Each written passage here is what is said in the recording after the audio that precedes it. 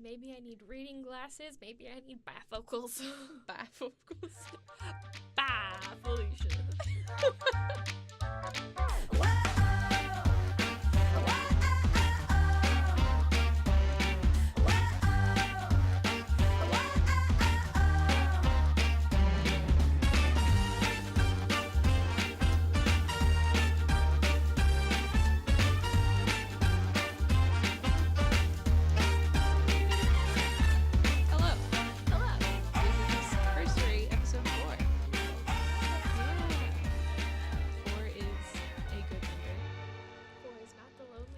It is not.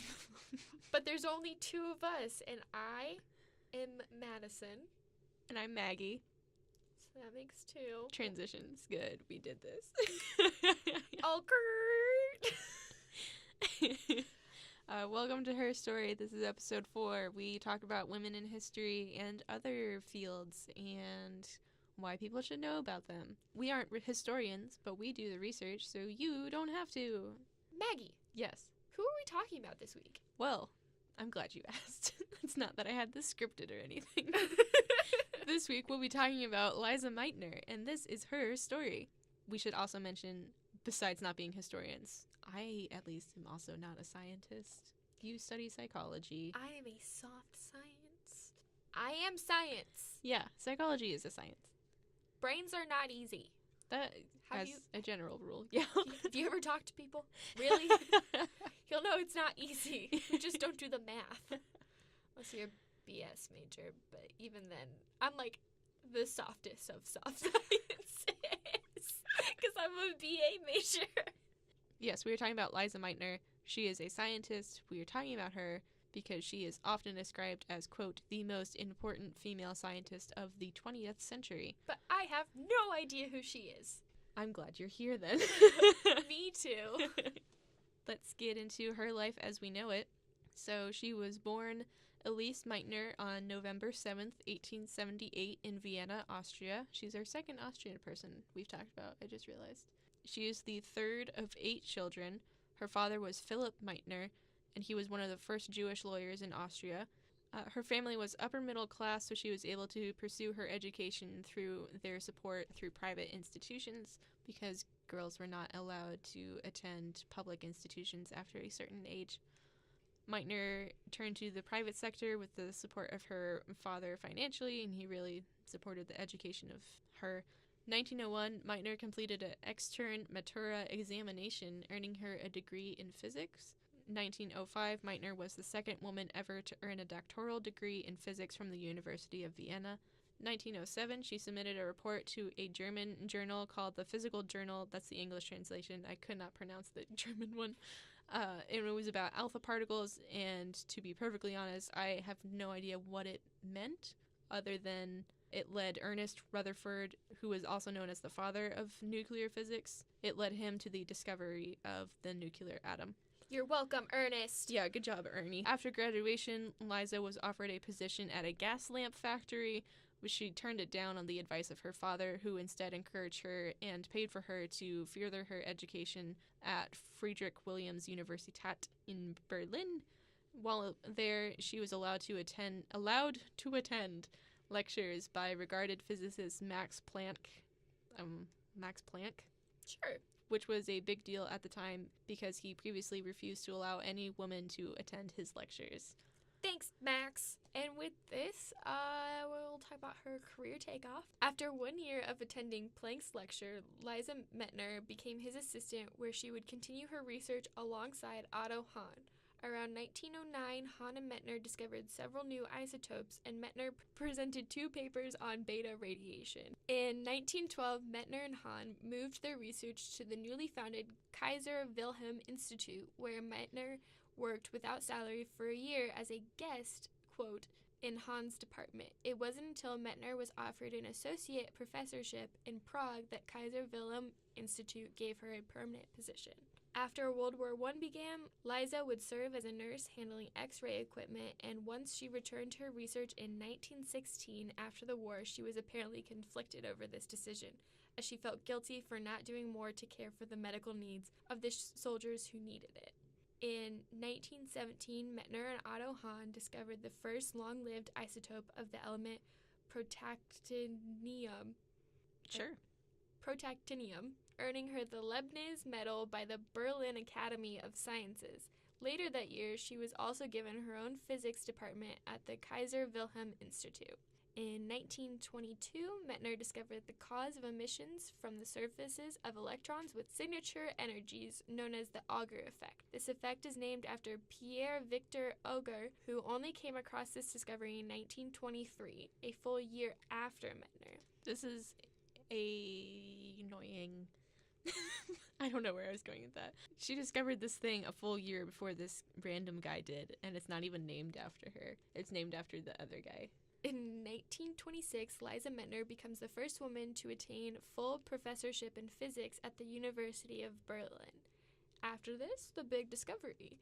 In 1935, Meitner is head of physics department at Kaiser Wilhelm Institute for Chemistry, where she and Otto Hahn, now director of the institute, begin Transuranium research program, which would lead to their discovery of nuclear fission in 1938. This discovery led to Albert Einstein calling Lise Meitner the German Marie Curie. Wow. French. Side story, we did wax museums in 4th grade, and most people picked, like, Babe Ruth or, like, Albert Einstein. I picked Marie Curie. And people were like, what? And I'm like, exactly. I don't know her, but she sounds cool. We had one of those in, like, 1st grade-ish, and I was Elvis. See, people pick, like, people that you know, and I'm like, It was no. assigned. I didn't pick Elvis. Oh, really? Yeah, I wanted to be Annie Oakley. Who? She's the sharpshooter. We should talk about her. Next time. Yeah. Maybe. I don't know what we're doing. Yeah, that's so far away. So some backstory on this. During the early 1930s, Meitner corresponded with James Chadwick in Cambridge, who was trying to prove the existence of the neutron. Thanks to some materials provided by Meitner, Chadwick was able to prove the neutron's existence and went even further by saying he was quite convinced that Meitner would have discovered the neutron herself if it had been firmly in her mind. If she had had the advantage of, say, living in Cavendish for years as I had done. So he gave her credit. He was like, she probably would have done this, but she wasn't thinking about it. Thanks, Chadwick. Yep. Bless you. After the discovery of the neutron, the scientific community began to speculate it would be possible to create elements heavier than uranium, kicking off a global race to prove this possibility. Apparently, those involved in the research race also believed this was abstract research that wouldn't amount to anything beyond possibly a Nobel Prize, not realizing it would instead end in the creation of nuclear weapons. Dun dun dun.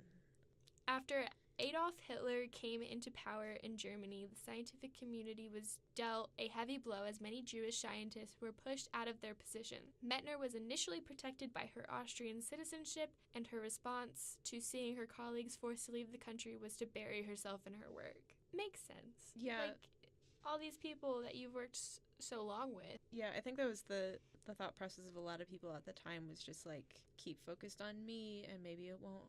Maybe it's not real. In 1938, Austria was annexed by Germany and Lise's position became increasingly difficult.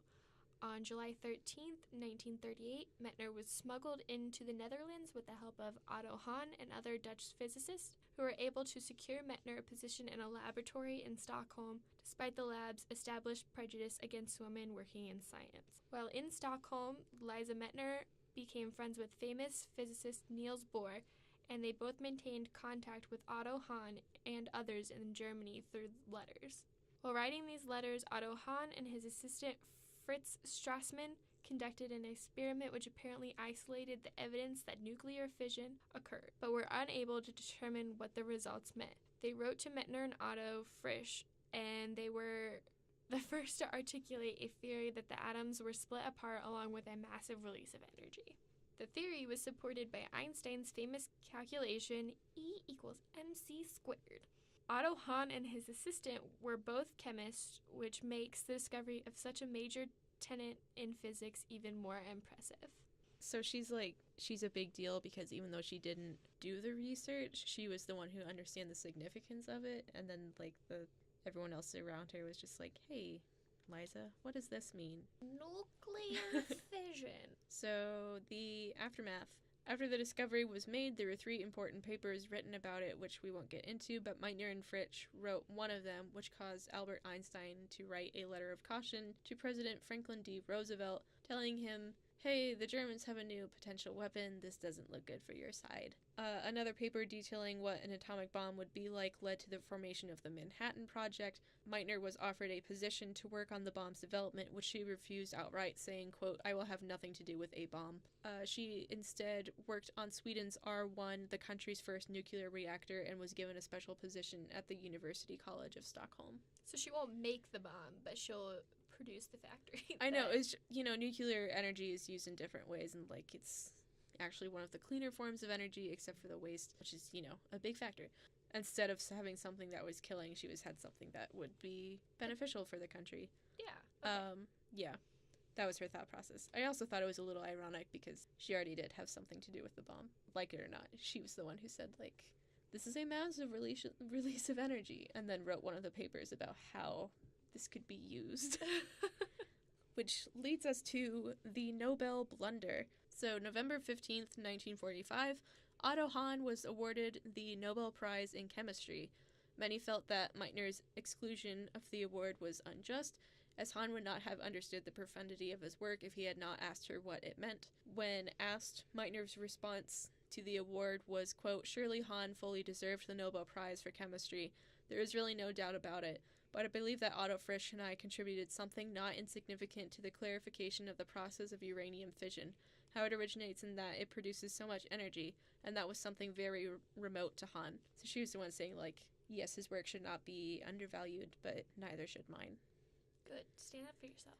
Records regarding the decision to give the Nobel Prize to Hahn were sealed until the 1990s, and when they were unsealed, it was revealed that the committee did not fully understand Meitner's contribution to the discovery. They were also partly politically biased because she was in Sweden at the time, and they just didn't understand interdisciplinary workings within science and how that contributed. Also, there was some gender bias, of course. There were also, I found, some accounts suggesting that Otto Hahn himself downplayed the role that Meitner had, saying that, I only wrote to her a couple times. She didn't have this major significance.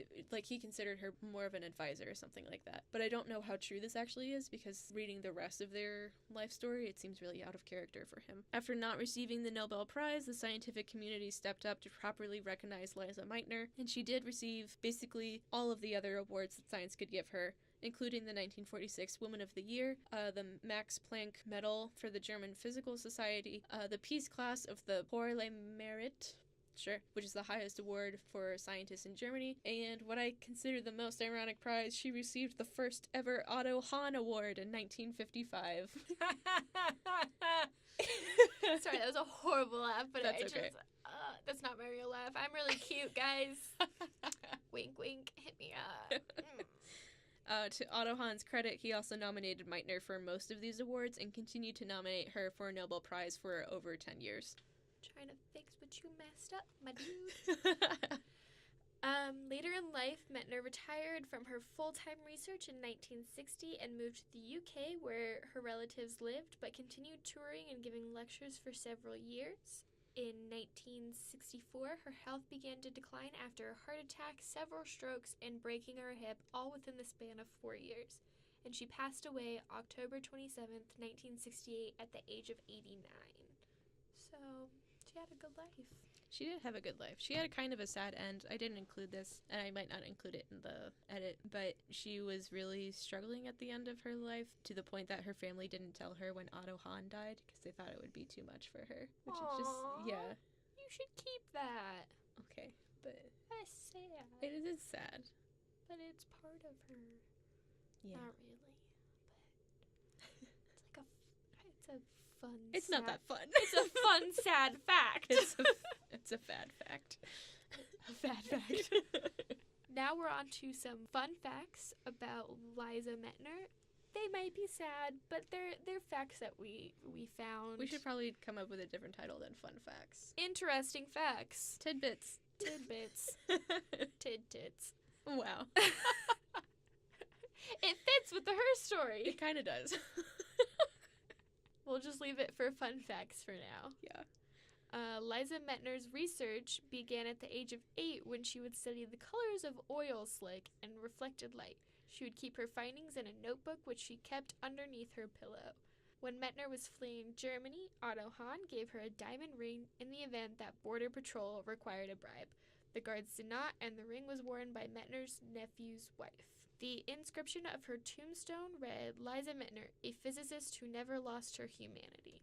In 2000, the European Physical Society founded the Lise Meitner Prize for Excellence in Nuclear Science, as have several other major European institutions. In 1997, Element 109 was named Meitnerium in her honor. After World War II, Lise was apparently very critical of the scientists who stayed in Germany under Nazi rule, including Otto Hahn, but apparently never confronted him about it. A drafted letter Meitner wrote but never sent was found saying, "You all worked for Nazi Germany and you tried to offer only a passive resistance. Certainly, you buy off your conscience, you helped here and there a persecuted person, but millions of innocent human beings were allowed to be murdered without any kind of protest being uttered. It is said that first you betrayed your friends, then your children, and that you let them stake their lives on a criminal war. And finally that you betrayed Germany itself. Because when the war was already quite hopeless, you did not once arm yourselves against the senselessness, destruction of Germany." That was all in quotes. Despite her feelings, the two remained close friends until Hahn's death in 1968, and he apparently never knew how she felt. An interesting relationship. It seemed like he was the more of the dominant personality. I don't know. It's a weird dynamic, and I wish I knew more about it, but I couldn't find very much. I think she just didn't send the letter because Otto Hahn was such a big part of her life and she didn't want to lose him. That's true. Yeah, they worked together for like 30 years or something like that. And with all of this information that we just threw at you listeners, viewers, Maggie. Yeah. Why does she matter? You know, I think if Albert Einstein writes a letter about you, that's a good standard that you're doing something right. And then, I mean, obviously her contributions to science are heavily felt today. If Otto Hahn didn't understand the significance of nuclear fission, maybe no one would have if he hadn't reached out to her. Or it would have taken a lot longer. Yeah. Nuclear weapons are such a hot button issue today. And, I mean, just looking historically at, like, the Manhattan Project, which she was invited to do, and she didn't. I also found that she was apparently shocked when Hiroshima was bombed, and she didn't expect anything like that to ever happen. But, I mean, her influence is heavily felt and has changed the course of history, basically. But why don't people know more about her? Or know about her at all? Well, in Germany or in Europe, she seems to be more widely appreciated just because there are so many different institutions that have variations of the Lise Meitner Award or prize or scholarship or something. There are also streets named after her, but in America, at least, no, I've never heard about her before I started looking up women in STEM.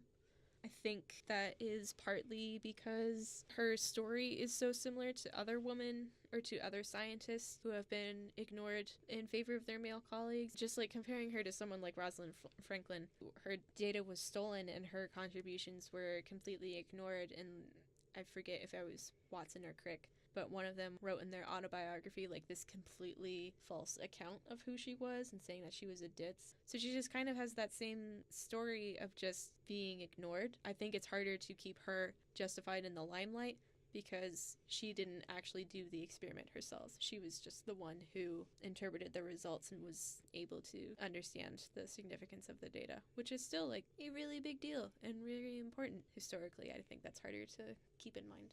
What should be done so more people know about her? I personally think we should just talk about her, like when we do in science classes, when we talk about nuclear fission. Yeah, just mention her. Just throw her name in. And give a little blurb. Like, you don't have to, it'd be awesome, but you don't have to just play our podcast. I don't know, you don't even have to get through her whole story.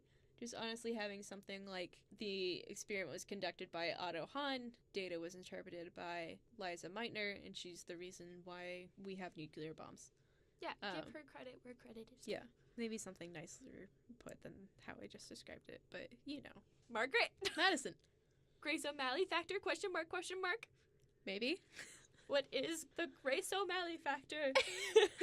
The Grace O'Malley factor is based on Grace O'Malley, who lived from 1530 to 1603. She was a pirate lord of the O'Malley dynasty in Ireland. Her father passed the lordship on to her. Even though she had a brother, she did various impressive things throughout her life, such as once as a young girl she was told she couldn't sail with her father because her hair would catch in the ropes, so she cut it all off to shame him and was allowed to go. She petitioned Queen Elizabeth I for release of her sons and half-brother from prison and won, but my personal favorite is she married a man named Richard Burke to increase her wealth and political influence, and once he left on a trip, he came back, and Grace had locked the castle and wouldn't let him in, instead yelling down, "Richard Burke, I dismiss you," and he could do nothing, and she kept the castle for herself. Do we believe that Lise Meitner has the Grace O'Malley factor? Are we going to go by percentages again? Because I liked that system. I think we should go by percentages. Okay. I'm going to say, actually, you go first because I don't know yet. I was hoping you would go first. Oh.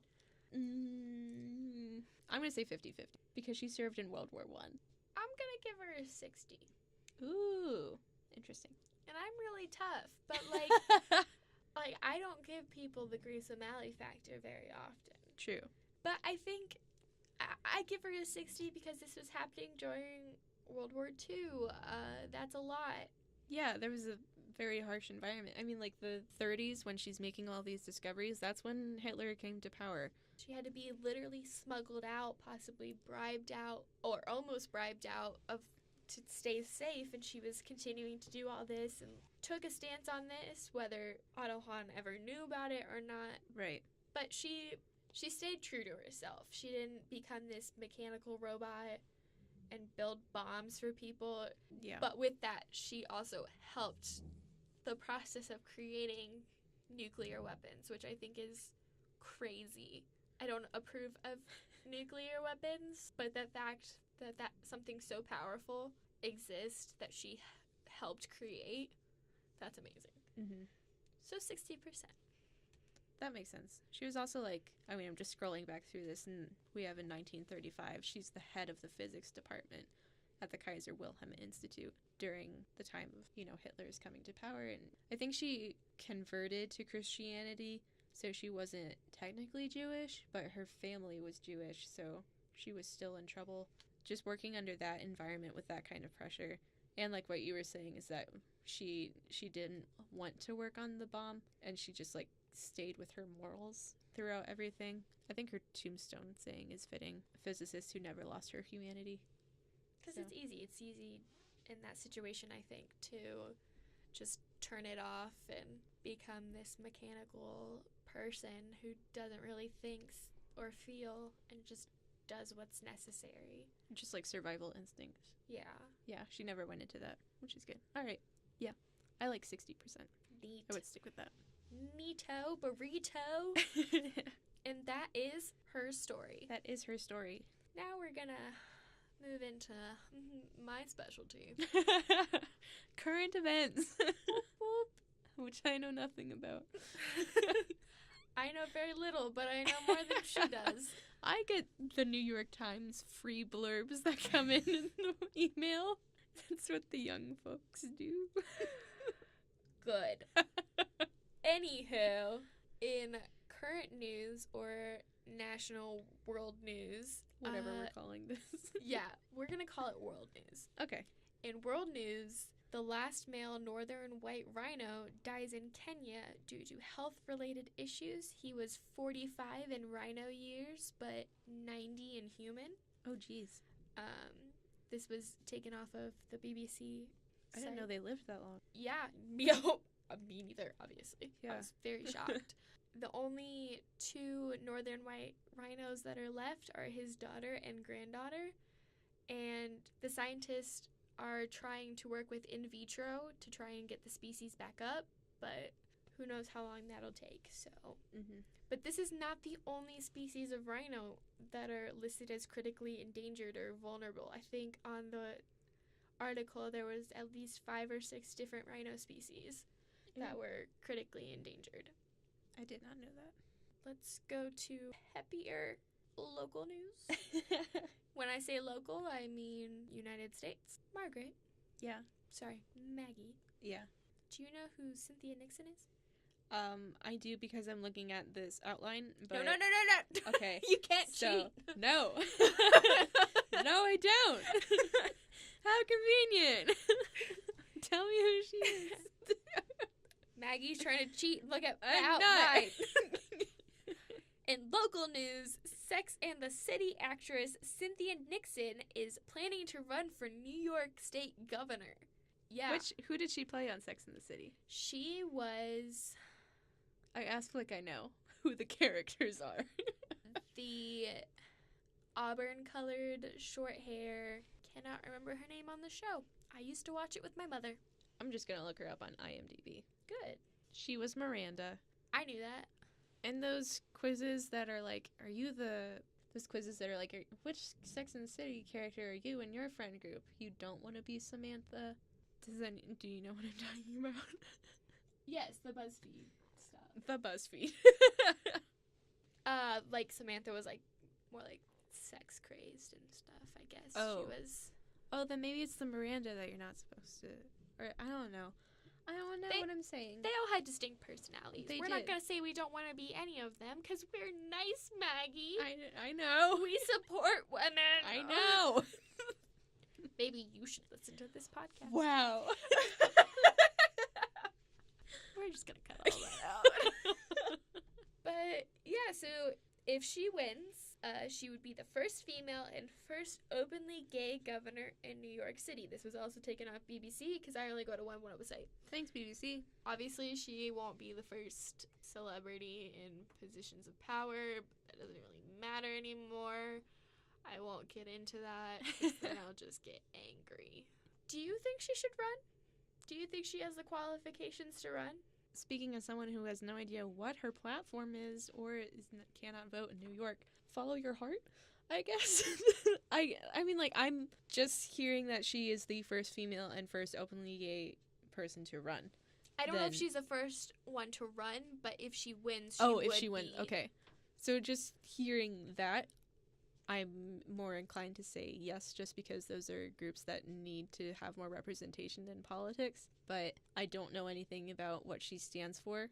So on surface value, from what I've seen, yes. If she says anything like, I hate puppies, then I don't know if she has my hypothetical vote.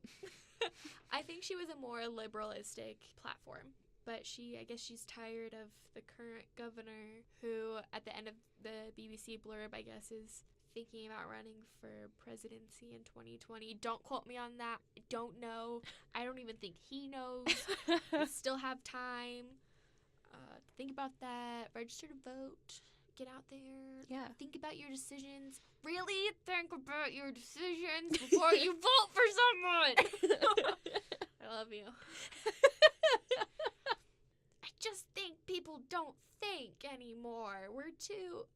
I feel like we would be a lot more in the middle about things if people actually thought about it. They're like, no, it's either one or the other. And it's like, no, this is not black and white here, people. You think people are more moderate than they think they are? Yes. Yeah. Kind of. I mean, in some situations, I guess it can be black or white. Or like the country should be more moderate? Or... It should just be focused on helping people. That's true. It's not helping people to always be against each other. That seems fair. I'm tired, people. We can cut this out if you want. Just got back and I'm already sick of it. Ready for summer. Yeah, we were on spring break if you are listening and you did not attend IU. So that's why we didn't have an episode last week. Maggie was here. Maggie was here. Maggie could have done something. Hey. I'm just kidding. Maggie was very busy. Maggie wrote this. Maddie got her hair done. Yep. And cuddled with her dog. And took a nap every day. Maggie worked 40 hours. Maddie probably napped 40 hours. Dang it. I'm sorry. I don't like this I would reversal. come home from lunch and I'd be like, I'm just gonna go lay down. And then the next thing I know, it's dinner time. She'll get that this weekend. That's true. Her birthday weekend. I am celebrating my birth anniversary. Welcome to the world. Thanks. I've been here a little while, but thanks. That's true. Yeah. You're welcome. Thank you. Do we have anything else to talk about? It's 4:40. Nope. This is a really short episode. That's true.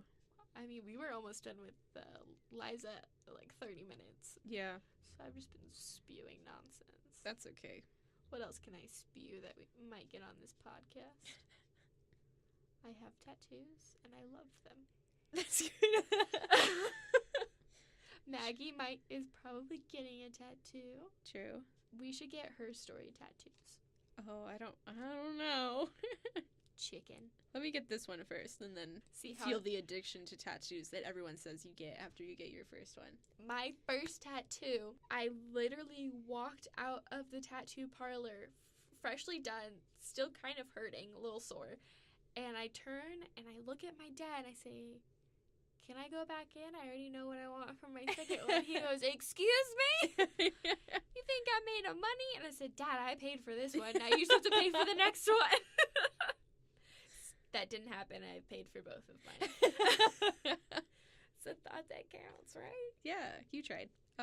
You can find our podcast on iTunes and YouTube on my channel, which is creatively named Maggie Crady, like me. You can also find us on Instagram at Madison Olivia Brandl. Mine is at maximum_overdrive. DM us. We also have a Twitter. Yes. Our Twitter is at mm_bside.